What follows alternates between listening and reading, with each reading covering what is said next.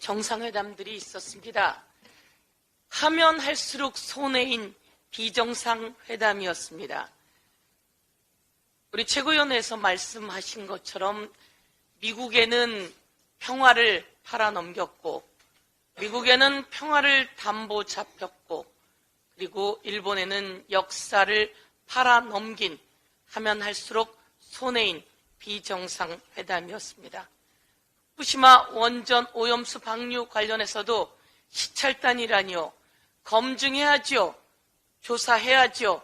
그런데 시찰단이라고 오히려 후쿠시마 오염수 방류에 대해서 면죄부를 주는 것은 아닌지 국민이 통탄하고 있습니다. 학계 그리고 종교계 모두 시국 선언들, 시국 기자회견이 줄을 잇고 있습니다. 지금까지 이런 일은 없었습니다. 나라를 팔아넘길 기세에, 그리고 안보를 팔아넘길 기세에 온 국민이 들고 일어나고 있습니다. 맹탕회담이었습니다. 100년 전 일로 무릎을 꿇을 필요까지는 없다고 생각합니다 라고 했던 윤석열 대통령의 발언, 이번에 보면서 윤석열 대통령이 일본에 무릎을 꿇고 있는 것은 아닌지 통탄스럽습니다. 몇 번이나 말했습니다. 바보야, 문제는 경제야. 경제가 최악입니다. 이번 주말 지역을 다니면서도 느꼈습니다. 설마 이렇게 골목까지 경제 어려움이 오고 있을까? 설마 했습니다. 그런데 사람들은 이야기합니다. 여기까지 왔습니다. 온 지 꽤 되었습니다. 대통령이 경제를 책임지지 않고 무역 적자가 심하고 경상수지 적자가 심하다 보니 우리가 아주 어렵습니다. 너무나 힘듭니다. 외식 물가가 29개월째 숨 쉴 틈 없이 오르고 있습니다. 연속해서 오르고 있습니다. 지금은 가정의 달입니다. 아이들과 외식도 해야 되고 부모님 모시고 외식도 해야 되는데 외식 물가가 엄청나게 가파르게 올랐습니다. 살기가 너무나 힘든 지경입니다.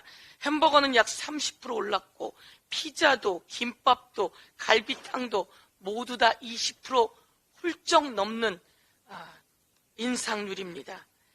국민의 간식 떡볶이까지 이렇게 외식 물가가 20%에서 30%까지 올랐습니다. 누가 책임져야 하는 겁니까? 이렇게 경제가 어려운 것은 누구 때문입니까? 먹거리 물가가 이렇게 가파르게 오르고 있는데 서민 가게는 너무나 힘든데 대통령은 아무 생각이 없고 대기업 부자 감세 그리고 서민 경제 규제만 혈안이 되어 있다, 이렇게 말씀드리겠습니다. 이렇게 경제가 어렵고 부자 감세한 대가를 서민 증세로 가져오려고 하고 있습니다. 이 서민 증세에 대한 걱정이 있었는데 이 정부가 서민 증세를 하려고 하는 것 같아 오늘 낱낱이 고발하도록 하겠습니다.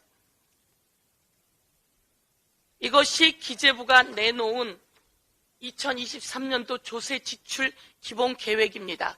2023년도 기재부의 조세 지출 기본 계획을 보면 그 안에 그동안 있었던 조세 특례가 있습니다. 그동안 어려운 사람들에게 특례를 주고 약간의 세금 면제를 줬던 것들을 줄줄이 재검토하자 이러는 상황입니다. 예를 들면 근로장려금, 월세 세액 공제, 무주택 근로자 주택자금 특별공제, 청년 우대형 주택 청약저축, 비과세 등 조세 특례 13건. 또 한 가지를 말씀드린다면 농민과 어민들을 위한 석유류에 대한 간접세 면제 등도 다시 한번 심층 평가해서 이거 괜찮은지 보자 이러고 내놓았습니다. 이렇게 서민들을 위한 특례 제도를 다시 심층 평가해서 아니면 폐지시켜버리고 서민 증세 가져가겠다는 것 아니겠습니까? 윤석열 정부 들어서서 무역적자가 사상 최대입니다. 실제로 작년에 무역적자가 약 500억 불이었습니다. 작년에 무역적자가 약 500억 불이었는데 IMF 때도 206억 불이었습니다. 그런데 작년에 무역적자가 약 500억 불 났고 더 걱정인 것은 지금 4월까지밖에 안 됐는데 벌써 무역 적자가 250억 불 가고 있다는 얘기입니다. 당연히 대기업 세금을 깎아줬으니 감세, 세수가 부족할 상황입니다.